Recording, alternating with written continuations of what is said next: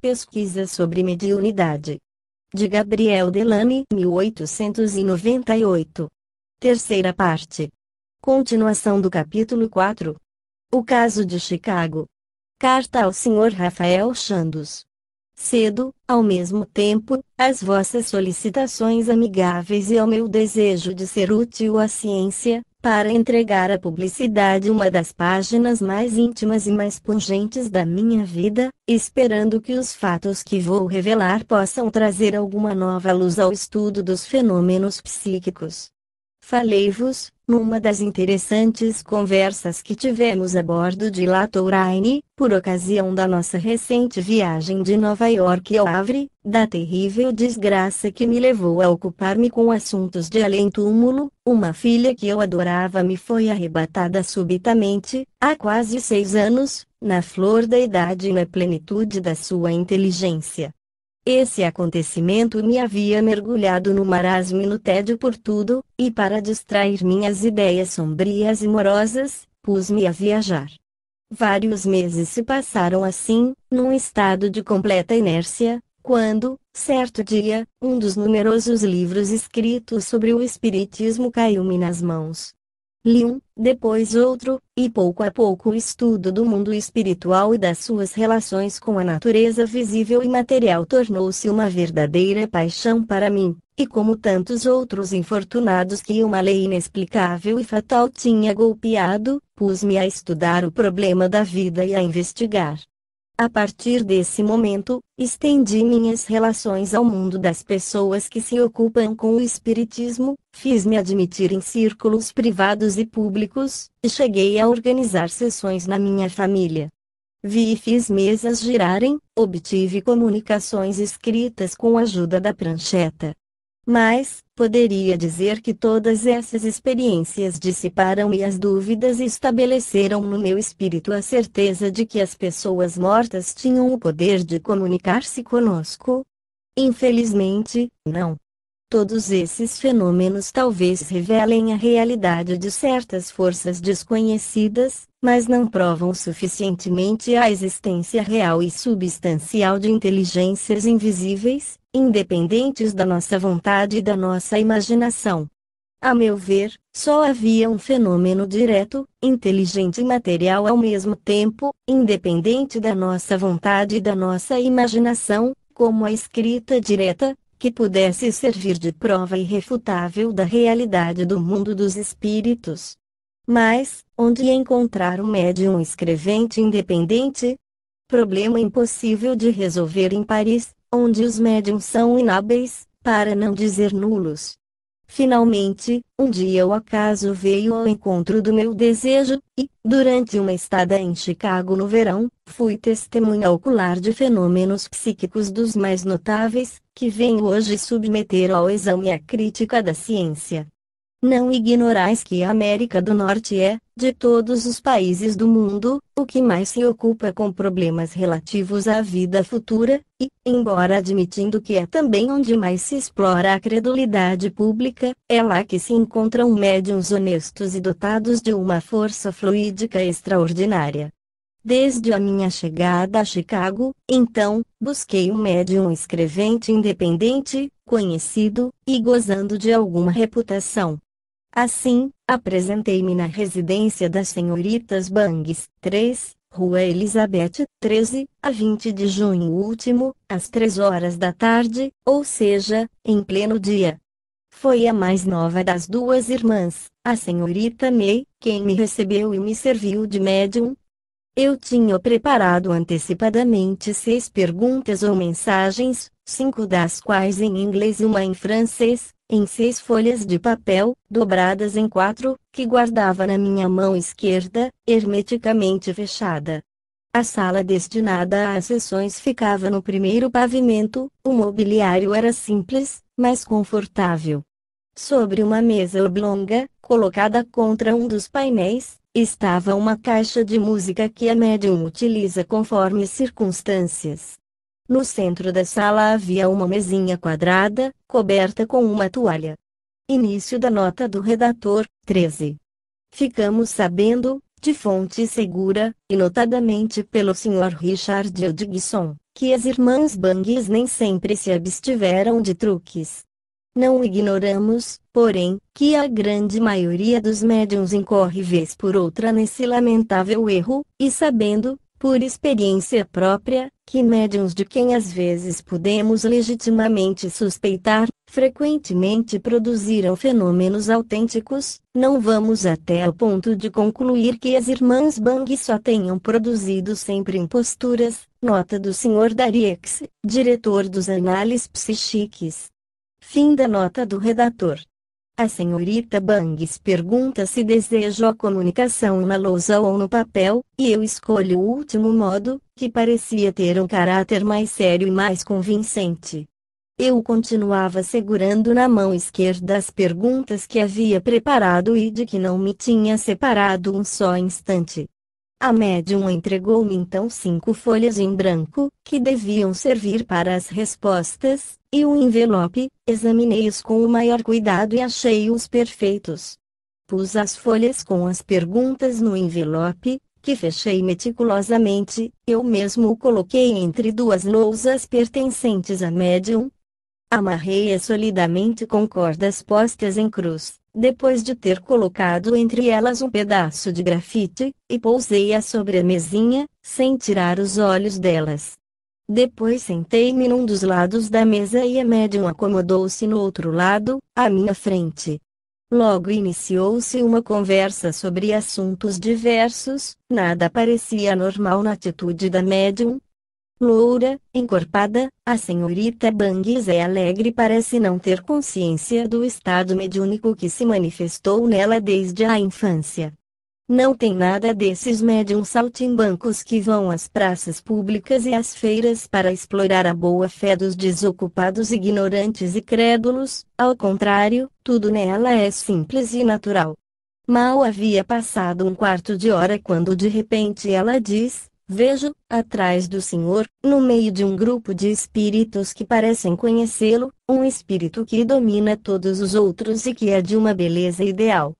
É esse espírito que deseja entrar em comunicação com o senhor, parece ser-lhe ligado pelos mais íntimos laços e ter-lhe um amor extremado. Deve ser sua filha, diz ela, e pela descrição que fez, reconheci que não se enganava.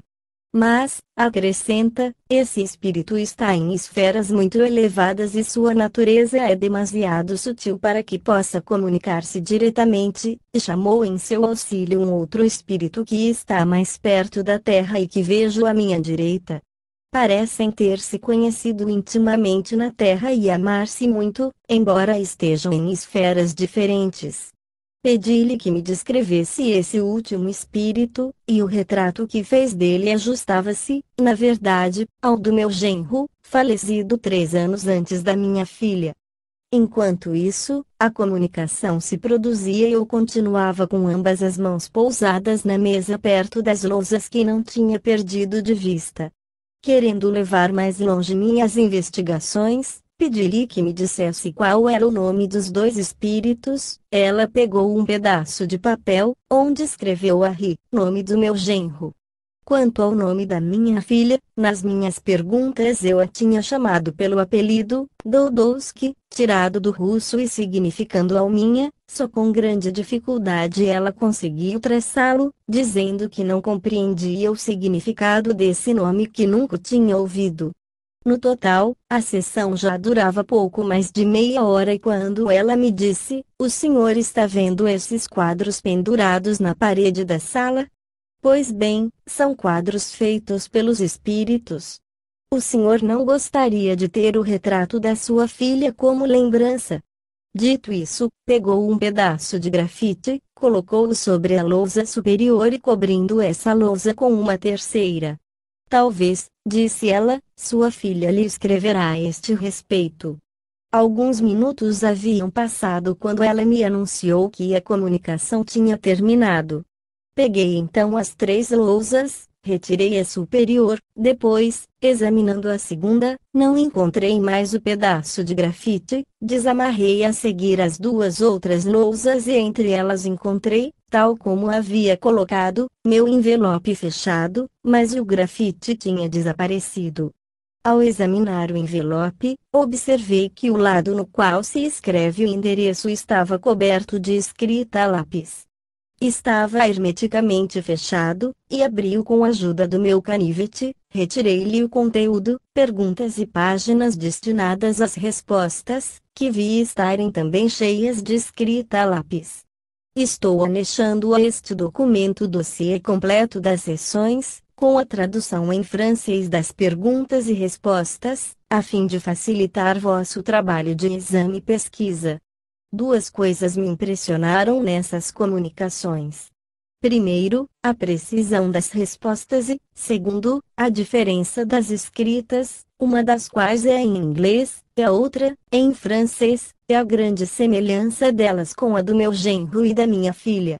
Essa similitude impressionou todos os membros da minha família, e, de resto, podeis convencer-vos pessoalmente da verdade da minha afirmativa, comparando a letra das comunicações com a das duas cartas que anexo aqui como provas. Uma é do meu genro e é datada de Louisville, Estados Unidos, 18 de maio de 1888, a outra é de minha filha e foi escrita em Paris, em 1890, 14.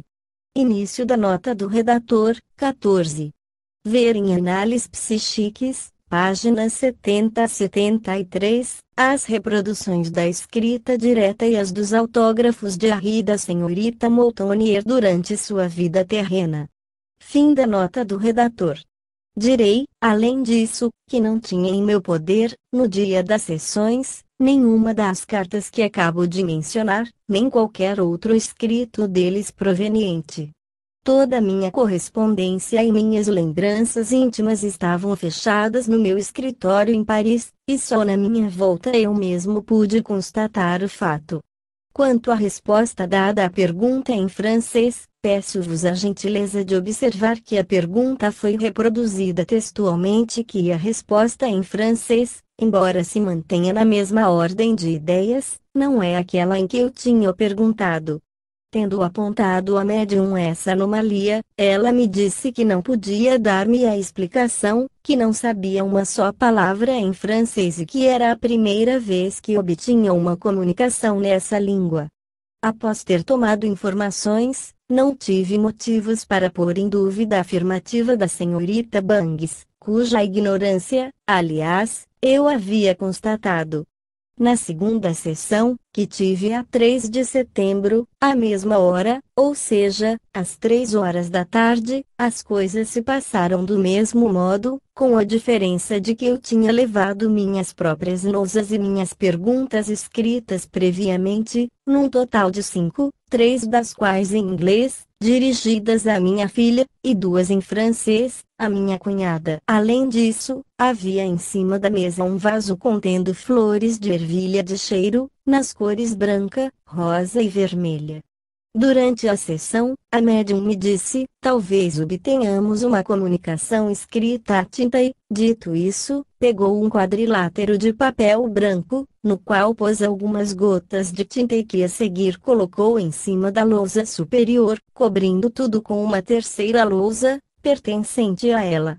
Um pouco mais tarde, interpelou-me de novo assim, o senhor está vendo estas flores em cima da mesa? 15.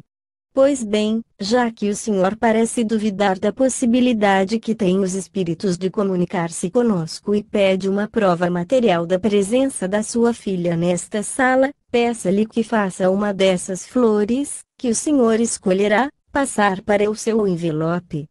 Escolhi a cor de rosa e mentalmente dirigi um pedido à minha filha. Início da nota do redator, 15.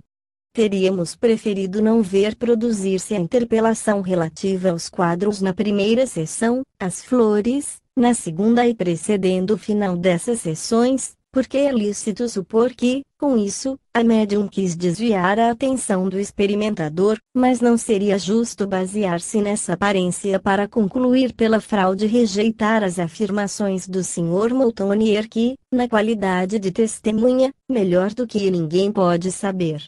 Aqui a ter-se, nota do Sr. Dariex, diretor dos Análises Acrescentamos, além disso, que mesmo que se suspeitasse de possível fraude, o que o relato detalhado do Sr. Moultonier não permite que se faça, ainda assim seria preciso explicar como as irmãs Bangs puderam tomar conhecimento da letra de duas pessoas falecidas na Europa, que elas jamais tinham conhecido.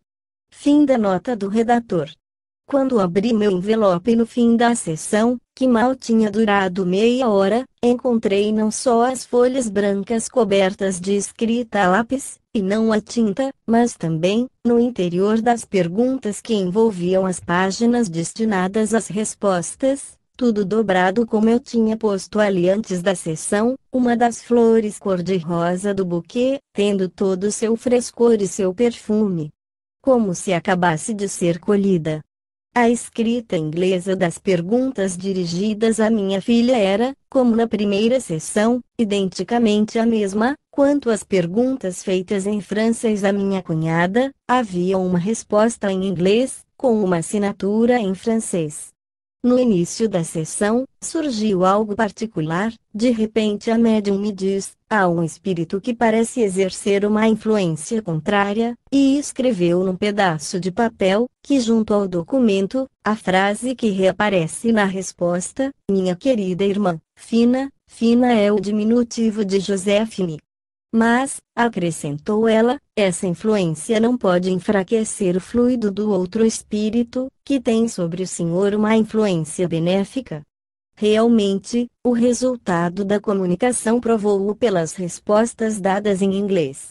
Tais são, caro senhor, em toda a sua verdade e nos seus mínimos detalhes, os fatos dessas sessões extraordinárias. Vô-los dou sem comentários. Todavia, a fim de esclarecer todos os que lerem estas linhas quanto ao modus operandi e as medidas de precaução que tomei para impossibilitar qualquer fraude da parte da médium, apresento abaixo os principais pontos necessários na busca da verdade. Primeiro, eu era desconhecido e estrangeiro e era a primeira vez que via médium, portanto ela ignorava tudo a meu respeito. Segundo, as duas sessões aconteceram em plena luz do dia, entre 3 e 4 horas da tarde.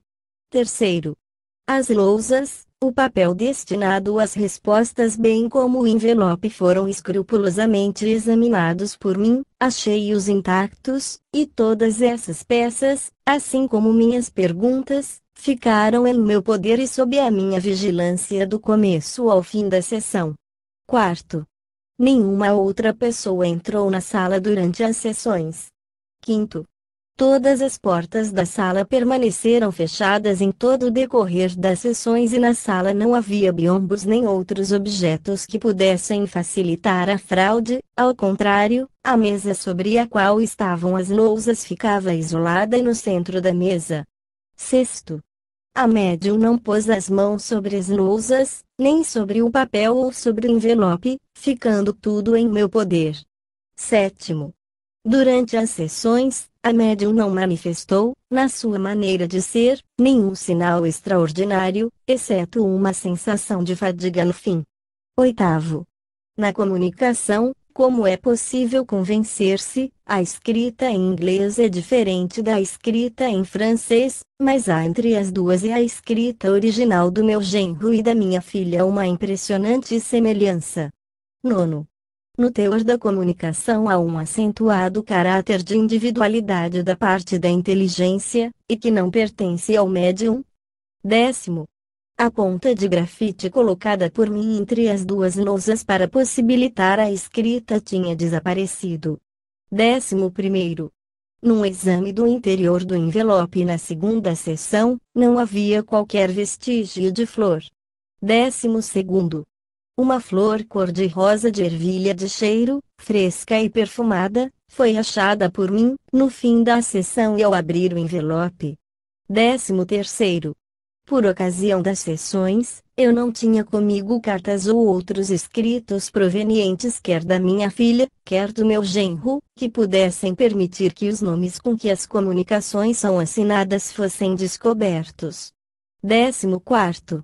Durante todo o tempo das sessões, sempre mantive minha lucidez de espírito. 15º. Uma peça de prestidigitação, como as que consistem em fazer desaparecer e reaparecer objetos sem que o prestidigitador lhes tenha aplicado as mãos ou tenha tido um comparsa, poderia, com toda a razão, ser considerada um milagre. Então, por todos os motivos precedentes, e a menos que me seja provado que fui enganado, declaro estar intimamente convencido de que os fenômenos de que fui testemunha devem ter sido produzidos por uma força emanada de uma inteligência invisível e superior à do homem. Com essa convicção, assinei a presente declaração. Paris, 1º de novembro de 1897. C. Moutonnier. Antigo professor de inglês na Escola de Altos Estudos Comerciais de Paris. Assinaturas de soberanos. Geralmente censuram os espíritas por serem demasiado crédulos, mas gostaríamos de saber se os detratores da doutrina não ficariam convencidos se fizessem regularmente experiências nas quais se revelassem fatos desconhecidos, se dessem instruções científicas muito superiores aos conhecimentos dos médiuns, ou se obtivessem assinaturas autênticas de personagens que os médiuns nunca viram. É o que acontecia constantemente nas reuniões presididas por Allan Kardec, e esse acúmulo de provas irrecusáveis o havia impregnado da certeza profunda que irradia em todas as suas obras. Vejamos um exemplo, entre tantos outros.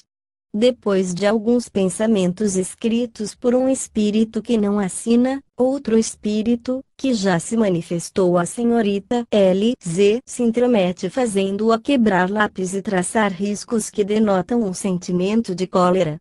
Ao mesmo tempo, comunica-se o Sr. Jules Robb e responde laconicamente com arrogância às perguntas que lhe fazem. É o espírito de um soberano estrangeiro, conhecido por seu caráter violento. Convidado a assinar seu nome, ele o faz de dois modos. Um dos assistentes, adido ao governo do seu país, cujas funções lhe permitiam ver-lhe frequentemente a assinatura, reconheceu numa delas a dos documentos oficiais e na outra, a da correspondência privada. Sabemos que exatas eram lidas na sessão e aprovadas pelos assistentes. Temos, pois, nesse caso, embora os nomes não sejam citados, um documento oficial que, independentemente da sinceridade de Allan Kardec, que é fora de dúvida, nos confirma a realidade dessa curiosa manifestação. Não devemos estranhar muito ao ver grandes personagens frequentarem essas reuniões, porque naquela época o espiritismo era muito difundido entre as classes elevadas. Aliás, sabemos que o imperador Napoleão fez experiências em companhia de Home e que a rainha da Inglaterra publicou um livro de comunicações que recebeu do príncipe Albert. Muitos russos, ocupando posições oficiais, frequentavam o salão de Allan Kardec, e talvez seja nessa categoria de estrangeiros que se deva procurar quem reconheça a letra do seu soberano. Autógrafos obtidos pelo reverendo Stainton Moses. A escrita mecânica é um excelente meio para o ser desencarnado mostrar sua personalidade. Nos trabalhos de Stainton Moses encontramos boas provas dessa ação direta do espírito, traduzindo-se por intermédio do médium. O estudo, que o Sr. Mir dedica ao exame dos fatos espíritas relatados por Stainton Moses, contém as seguintes passagens, que são uma importante contribuição à nossa pesquisa. 16. Início da nota do redator. 16. Análises psíquicas, 1895, página 350. Fim da nota do redator. Foi no mês de agosto de 1872, de Stainton Moses, que adquiri a convicção da identidade espírita. Tínhamos, o Dr. Spier e eu, sessões quase regularmente à noite. Uma amiga do Dr. Spier, de quem eu nunca tinha ouvido falar, veio, e pela minha mão escreveu seu nome, A. P. Kirkland. O Dr. Spier perguntou: és nossa velha amiga? Escrevi então: sim, vim dizer-lhe que estou feliz, mas não posso impressionar meu amigo esta noite. A letra mudou, e tive uma comunicação do Sr. Callister, um amigo meu, depois de um dos meus primos, J.S.T. e também de outro espírito que não acho necessário revelar. É importante observar que a letra da senhorita Kirland, que nunca vi, é muito semelhante à dela. Em outra ocasião, um espírito manifestou-se dando os mais circunstanciados detalhes sobre sua vida passada, embora sendo ele absolutamente desconhecido do médium. O fenômeno adquire maior importância pelo fato de a letra da comunicação, comparada com a de um antigo manuscrito, ter sido considerada quase totalmente semelhante. Reproduzimos esse caso bem demonstrativo. 17. Início da nota do redator. 17. Spirit Identity, páginas 65 e 66. Fim da nota do redator. Pela mesma época, uma das nossas sessões, quase 2 horas, foi tomada pela comunicação de uma série de fatos, nomes, datas e detalhes minuciosos dados por um espírito capaz de responder às mais específicas perguntas. O dia do seu nascimento, minúcias sobre a história da sua família e da sua juventude foram dadas a meu pedido. Obtive assim uma autobiografia concernente aos fatos principais e mesmo algumas particularidades da vida cotidiana se encaixaram de maneira muito natural. As respostas às perguntas vinham sem qualquer hesitação, com uma precisão e uma clareza perfeitas. Em todos os lugares onde a verificação foi possível, esses detalhes foram julgados exatos. Mesmo que esse caso fosse único, eu era forçado a admitir que as informações provinham do próprio homem que teria guardado sua memória intacta, sua individualidade incontestável, na mudança que chamamos morte. No lugar onde eu escrevi as comunicações automáticas, encontra-se uma pequena carta, escrita automaticamente, li com uma letra arcaica peculiar, com uma ortografia bizarra e antiga, e assinada com o nome do homem em questão, homem ilustre da sua época. Consegui depois uma amostra da sua letra, um velho documento amarelado, guardado como autógrafo. A letra do meu livro é uma boa imitação daquela, a antiga ortografia revela-se exatamente do mesmo modo. É esse caso que retomo tal como está registrado nas minhas notas. A 25 de janeiro de 1874, veio ao nosso círculo Thomas Wilson, que passou toda a noitada dando-nos os mais minuciosos detalhes sobre si mesmo e sua família por meio de levantamentos, ou melhor, de levitações da mesa. Eu estava morto de cansaço, mas ele continuava sem parar. Disse que tinha nascido em Boston, Cheshire, a 20 de dezembro de 1663 e que tinha morrido a 7 de março de 1755, aos 91 anos. O sobrenome da sua mãe era Sherlock, ela tinha nascido em Orton, Cheshire. Seu professor era o Sr. Harper, de Chester. Fora designado pelo Dr. Morton, bispo de Kildare, para o vicariato do seu tio, o Dr. Sherlock, em 1686. A 29 de janeiro, dia da Santa Pedra, fora nomeado bispo de Sutherland, casara-se com Mary Palen, de Warrington, em 1698, e teve 4 filhos. Maria morreu com 13 anos, Thomas com 1 ano, Alice, com 2. Outro filho, também Thomas, sobreviveu-lhe. Disse-nos que o imperador o tinha enviado ao nosso círculo. Suas informações eram claras. Todos esses detalhes, completamente desconhecidos no círculo, foram em seguida verificados e uma carta antiga que um amigo me enviou permitiu-nos verificar a letra. A palavra friend, amigo, está agrafada com o i antes do i, como na escrita automática. Pergunto, se não é o homem que dizia ser, quem era ele? Não é mais difícil acreditar numa contrafação da inteligência do que na inteligência em si. Essas observações finais nos parecem muito justas, e a crítica, mesmo a mais penetrante, não pode atingir essa série de evidências. H. Mears, que nessa época ainda não tinha achado seu caminho de Damasco, limitou-se a suposições, a hipóteses, e nem mesmo tenta explicar os fatos mais característicos. Ouçamos sua argumentação. Nota do Sr. F. W. H. Mears, o Bispo Wilson. Verifiquei esses fatos em La Vie avec Wilson, por Stowell, livro que o Sr. S. Moses pode ter tido em mãos na ilha de Man. Mas esses fatos disseminados e a memória subconsciente dificilmente pode tê-los conservado sem recorrer ao livro.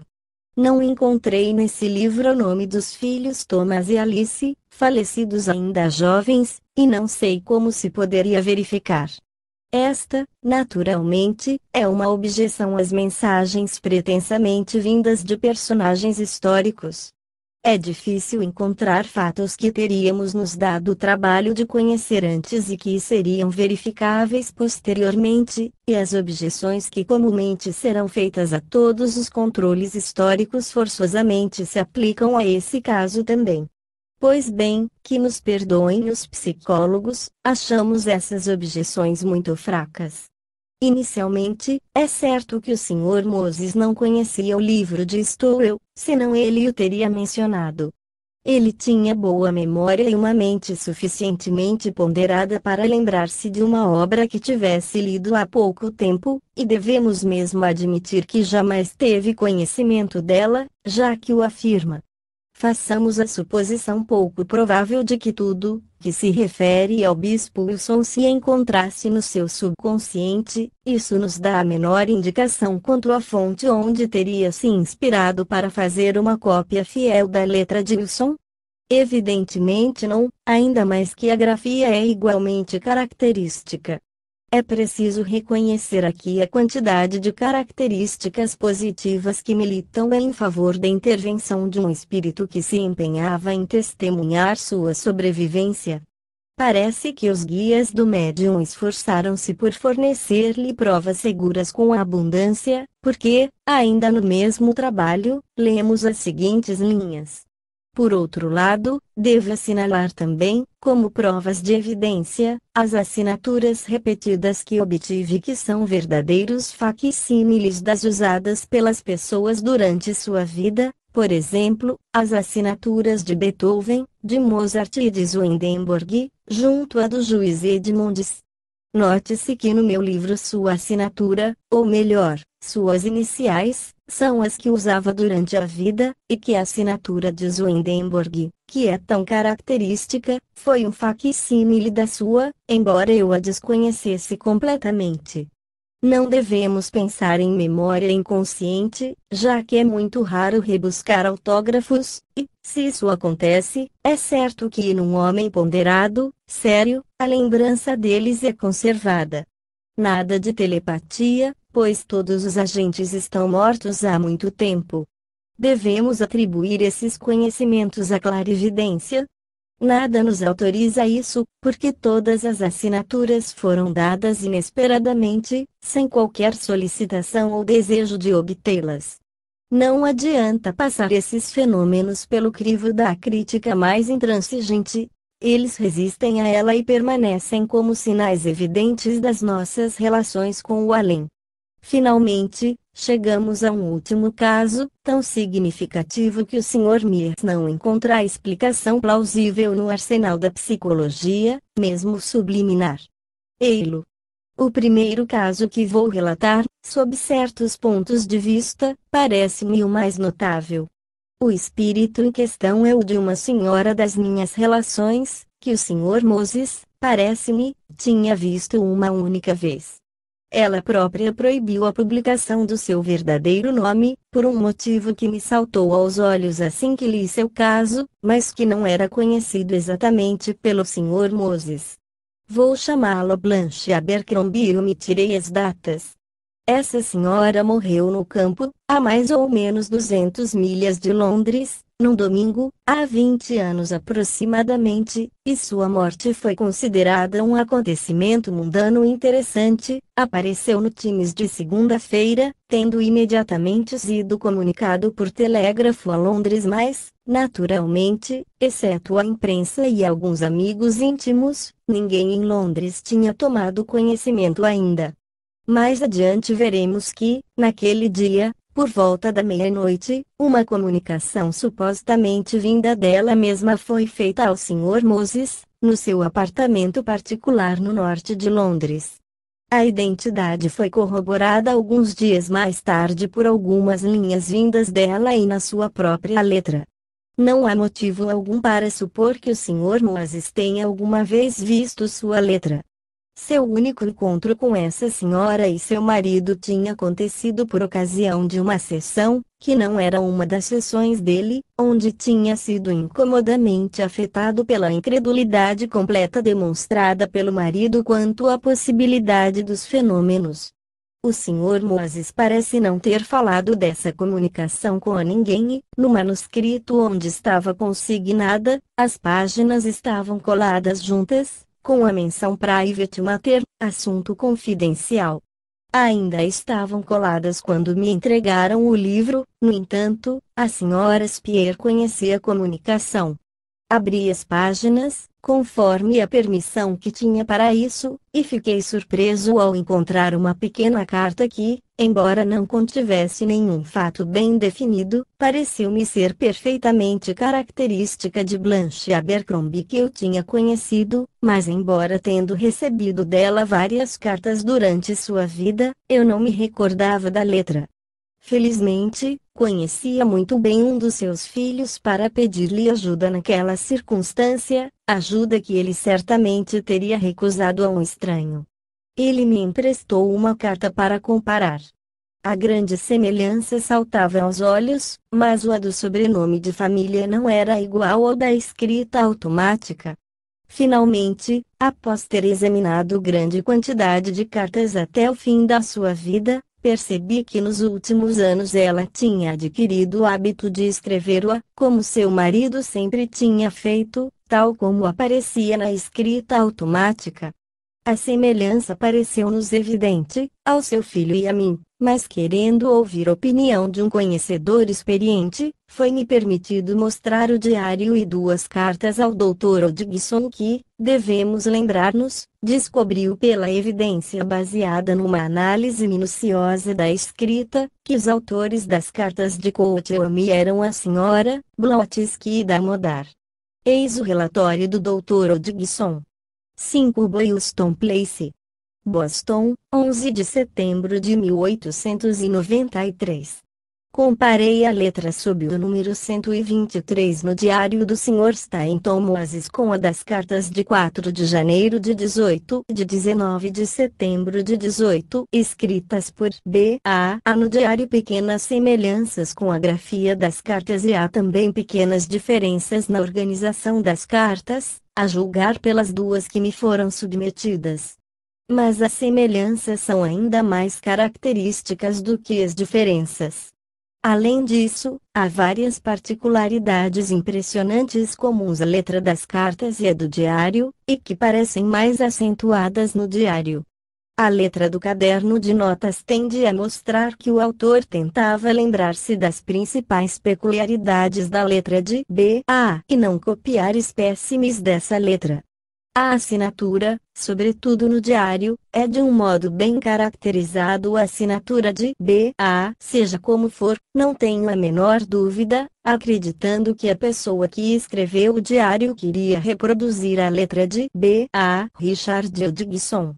A verificação desse caso foi demasiado completa, prossegue o Sr. Mears, para que possamos explicá-la aqui integralmente.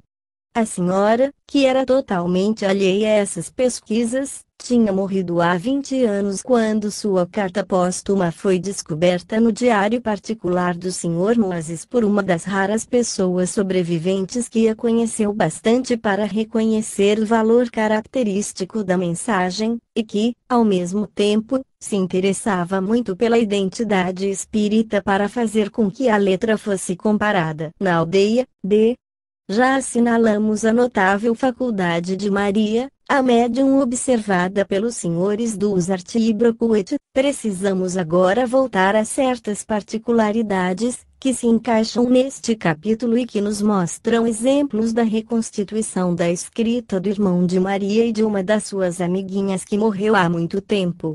Embora Maria tenha conhecido esses dois espíritos durante sua vida terrena, achamos que a memória subconsciente não pode desempenhar nenhum papel aqui, porque Maria ia muito pouco à escola e talvez nunca tenha lido um caderno do seu irmão ou da sua amiga.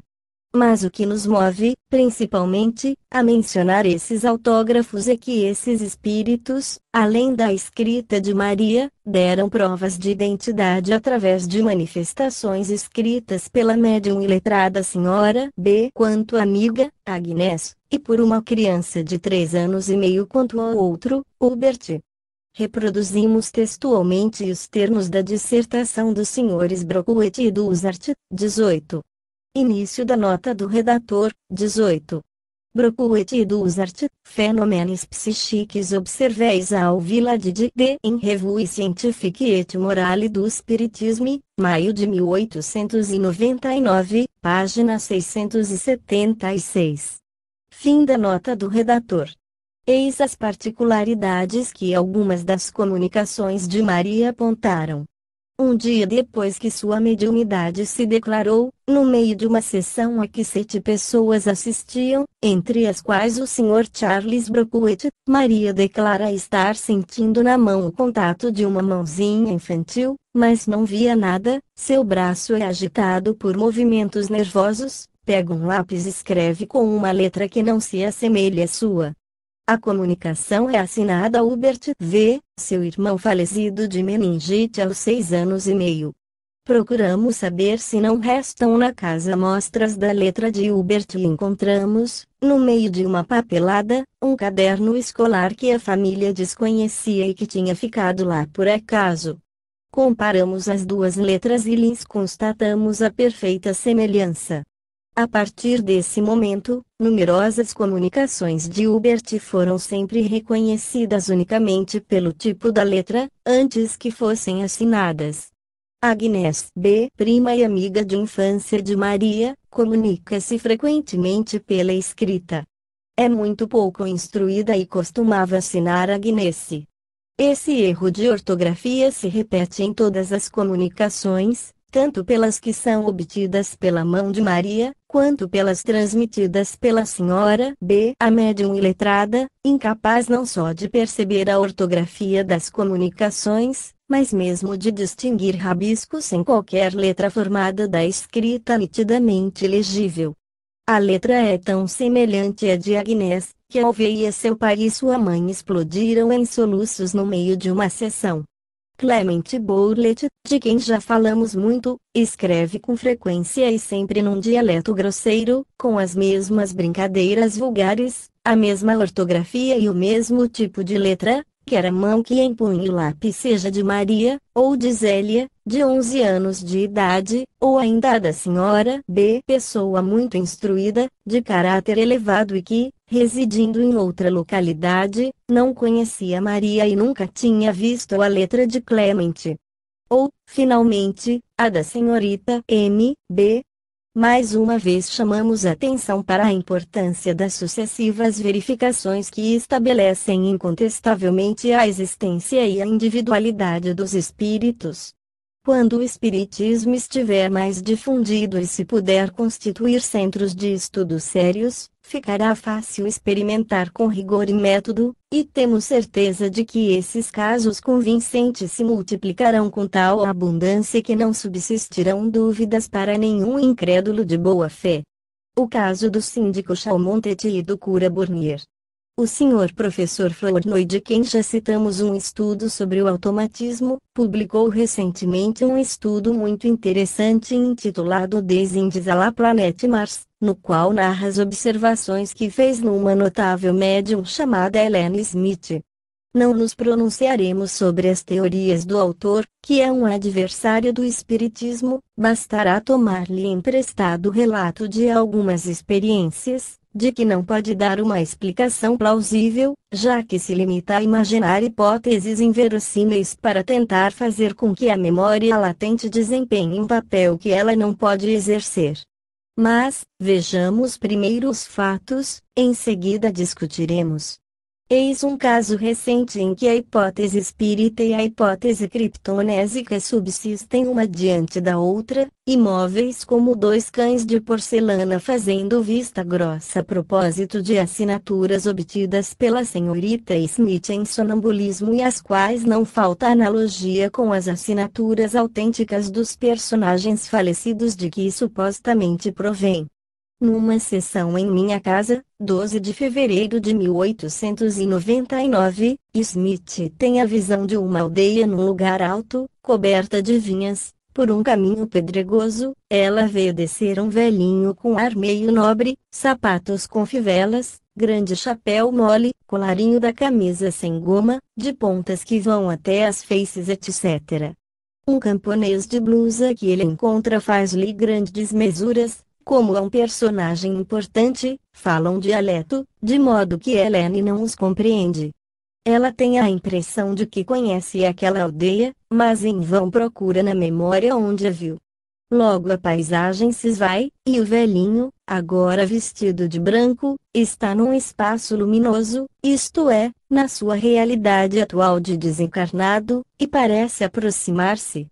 Nesse momento, como está com o cotovelo direito apoiado na mesa, Leopold dita pelo dedo indicador: baixai-lhe o braço. Executo a ordem, o braço de Helene a princípio resiste com força, depois cede de repente. Ela apanha um lápis, e em meio à luta habitual relativa ao modo de empunhá-lo, o senhor está apertando demais a minha mão, diz ela ao velhinho imaginário que, segundo Leopold, quer servir-se dela para escrever. Está me machucando, não aperte tanto. Que lhe importa se é um lápis ou uma caneta? A essas palavras, ela larga o lápis para pegar uma caneta e, segurando-as entre o polegar e o indicador, traça lentamente, com uma letra desconhecida, Chalmontet síndico, Verfig. Na página seguinte. Depois, volta à visão da aldeia. Diante do nosso desejo de saber-lhe o nome, ela acaba percebendo um poste indicativo, onde soletra Chessenais, que nos é desconhecido. Finalmente, tendo a meu pedido perguntado ao velhinho, que ainda vê, em que época ele era síndico, ouvi-o responder, 1839. Impossível ficar sabendo mais, a visão se dissipa e dá lugar a uma encarnação total de Leopold que, com sua grossa voz italiana, nos fala longamente sobre diversas coisas. Aproveito para interrogá-lo sobre o incidente da aldeia e do síndico desconhecido. As respostas entrecortadas por longas digressões se resumem assim: estou procurando dirigir-me em pensamento ao longo dessa grande montanha perfurada cujo nome não sei. 19. Vejo o nome Chessenais, uma aldeia numa elevação, uma estrada sobre até lá. Procura naquela aldeia, certamente encontrarás esse nome, Chalmontet, procura verificar sua assinatura, essa prova, tu encontrarás, verás que a letra foi desse homem. Pergunto-lhe se vê nas lembranças de Helene se esteve em Chessenais, responde negativamente quanto ao primeiro ponto e evasivamente com relação ao segundo, pergunta-o a ela. Ela se lembra de tudo, eu não acompanhei em todas as suas andanças. Início da nota do redator, 19.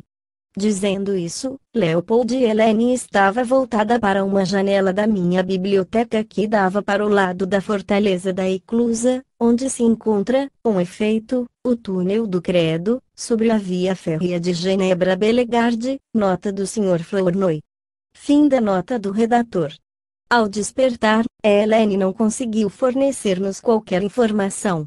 No dia seguinte, porém, encontrei no mapa uma aldeiazinha de Chessenais no departamento da Alta Saboia, a 26 quilômetros de Genebra em linha reta e não longe do Credo. Como os Chalmontet não são raros na Saboia, não seria inverossímil que um personagem com esse nome tivesse sido síndico lá em 1839, 20. Início da nota do redator, 20.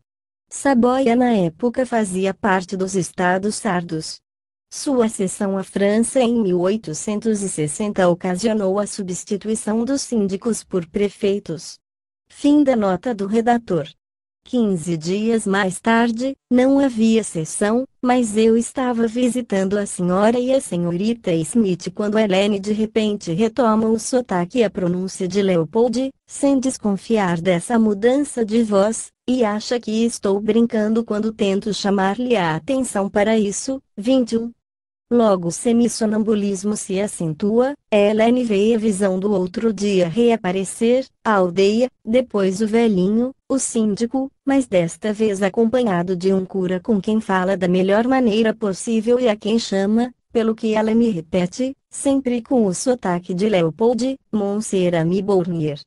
Início da nota do redator. 21. Esse excesso inesperado e excepcional do semissonambulismo espontâneo durante uma de nossas visitas provavelmente se deve ao fato de serem exatamente o dia e a hora habituais das sessões. Fim da nota do redator. Como pergunto se esse cura não poderia escrever seu nome pela mão de Helene, Leopold me promete, através de um ditado digital, que eu teria essa satisfação na primeira sessão. Depois, põe-se a falar-me de outra coisa pela boca de Helene, que agora está inteiramente em transe. Na sessão seguinte, em minha casa, 19 de março, lembro a Leopold sua promessa. Ele primeiro responde pelo dedo: desejas muito essa assinatura? E só depois da minha insistência ele se dignou a consentir.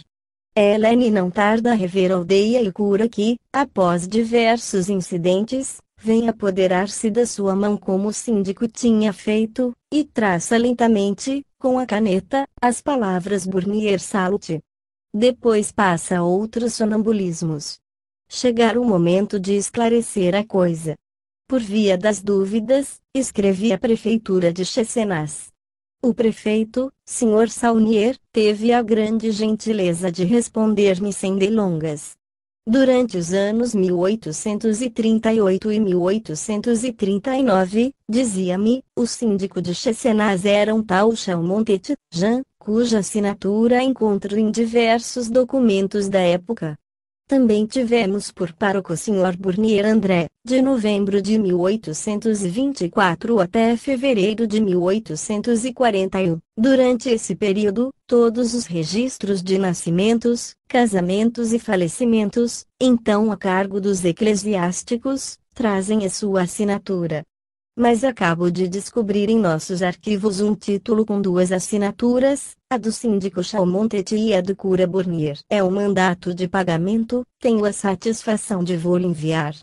No meio da figura acima, reproduzo o fragmento desse documento original, datado de 29 de julho de 1838, trazendo o nome dos dois personagens. Assim o leitor pode avaliar por si mesmo a extraordinária semelhança que existe entre essas assinaturas autênticas e as traçadas automaticamente pela mão da senhorita Smith.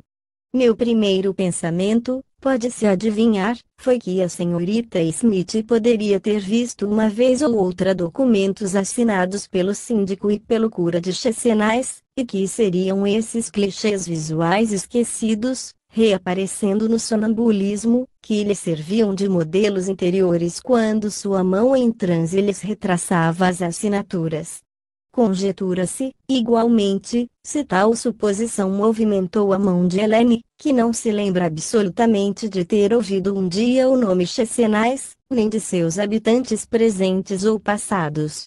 Não lamento totalmente minha imprudente suposição, porque ela nos valeu uma nova e mais explícita manifestação do cura que, apoderando-se do braço da senhorita Smith numa sessão ulterior, 21 de maio, na residência do Sr. Lemaitre, veio atestar-nos sua identidade. Como vemos, ele se empenhou duas vezes, tendo-se enganado na assinatura, riscou imediatamente contrariado o que tinha acabado de escrever cuidadosamente, e recomeçou em outra folha. Esse segundo texto, em que omitiu o termo abaixo assinado do primeiro, levou 7 minutos para ser traçado, mas nada deixa a desejar quanto à evidência e à precisão. Essa caligrafia caprichada é bem a de um curral de 60 anos atrás e, na falta de outros elementos para comparação, denota uma inegável analogia da mão com o recibo autêntico do mandato de pagamento. Nem a senhorita Smith, nem sua mãe tinham a menor noção do cura ou do síndico de Chesenas. Disseram-me, porém, que sua família tinha tido alguns parentes e conhecidos naquela parte da Saboia, e que elas ainda têm contato com um primo que mora em Frangi, o lugarejo importante mais próximo, uma légua, da aldeiazinha de Chesenas. A própria Helene só havia feito uma leve excursão pela região há uma dezena de anos, e, se seguindo a estrada de Seychelles a Frangi tinha passado por trechos de paisagem que correspondiam a certos detalhes da sua visão de 12 de fevereiro, que, como vimos, ela tinha a sensação de reconhecer. Em compensação, ela não tinha a menor ideia de ter estado em Chesenas, nem de ter ouvido falar nela. Além do mais, diz ela, para quem possa supor que pude passar por Chesenas sem lembrar-me disso, apresso-me a objetar-lhes e afirmar-lhes que, mesmo que tivesse estado lá, eu não teria ido consultar os arquivos para ficar sabendo que um síndico Chalmontet e um cura Bournier tinham vivido naquele lugar, numa época mais ou menos recuada. Tenho boa memória e afirmo em voz alta que nenhuma das pessoas que me cercaram durante os poucos dias passados longe da minha família jamais me mostrou algum registro, algum papel, nada, em resumo, que pudesse ter armazenado no meu cérebro tal lembrança.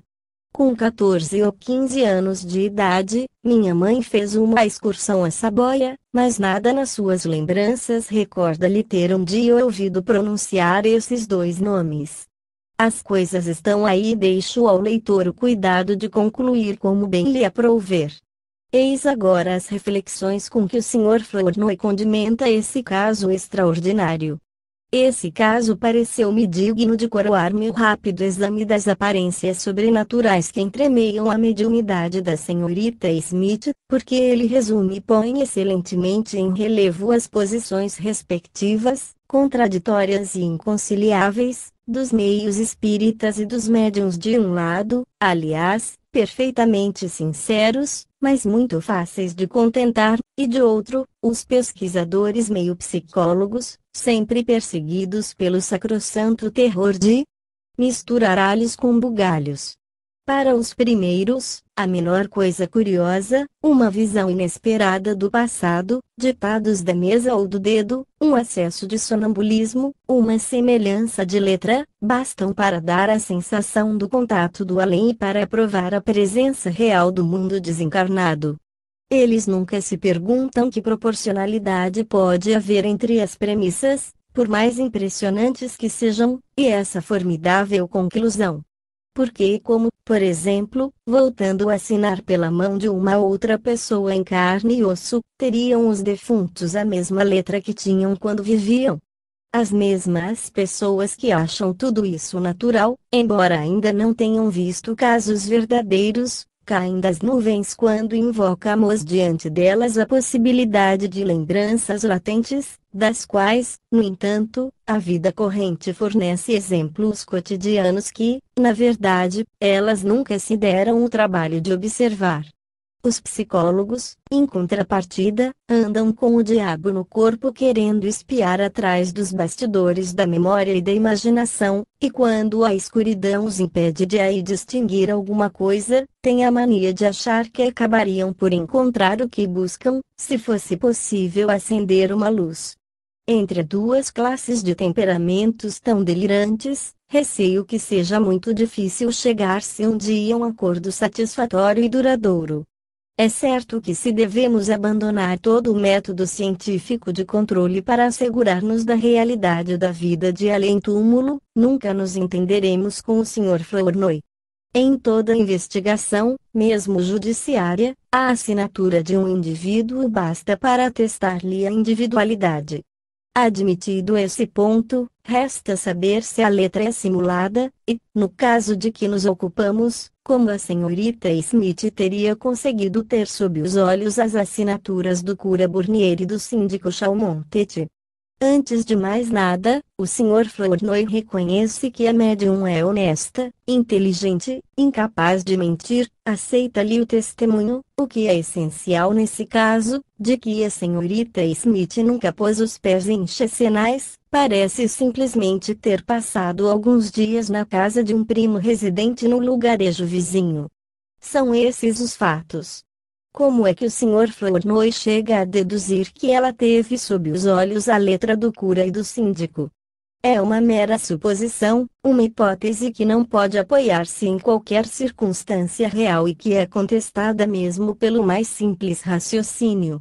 Que possibilidade pode haver de que o primo, ou alguém do seu círculo, tenha falado com a senhorita Smith a respeito do cura de uma aldeiazinha vizinha, falecido há 70 anos?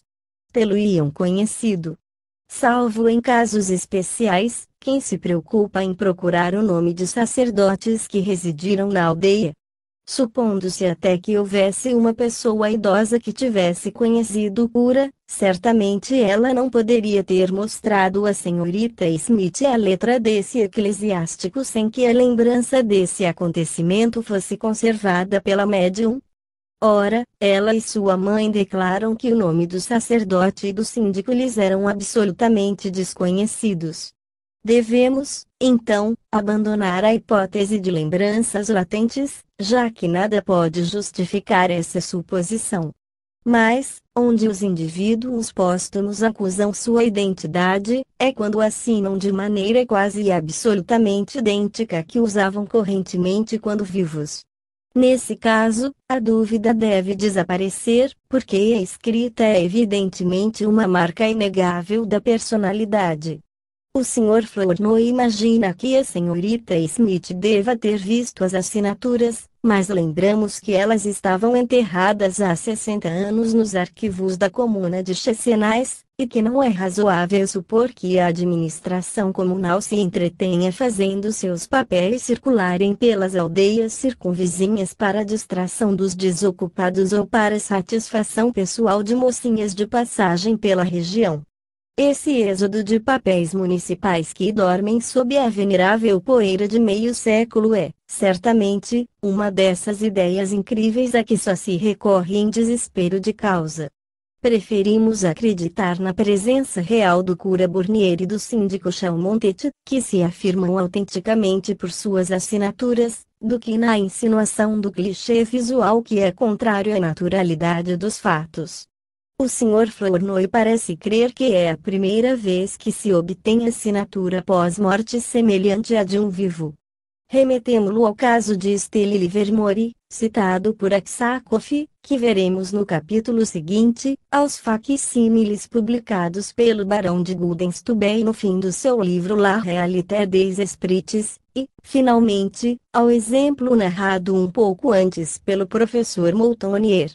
Quanto à estranheza de um desencarnado reproduzir sua ex-assinatura, ela não nos seria mais inexplicável do que as escritas que fazemos certos pacientes executar ao levá-los, por sugestão, a um estágio qualquer da sua vida anterior, porque então constatamos que sua letra, enquanto a sugestão opera, é semelhante à que tinham realmente na idade que lhe indicamos. Os espíritas evitam cuidadosamente misturar alhos com bugalhos, por isso é que não se declaram satisfeitos quando os psicólogos tentam explicar fenômenos mediúnicos verdadeiros através de hipóteses tão criptonésicas que não conseguem suportar a luz do dia.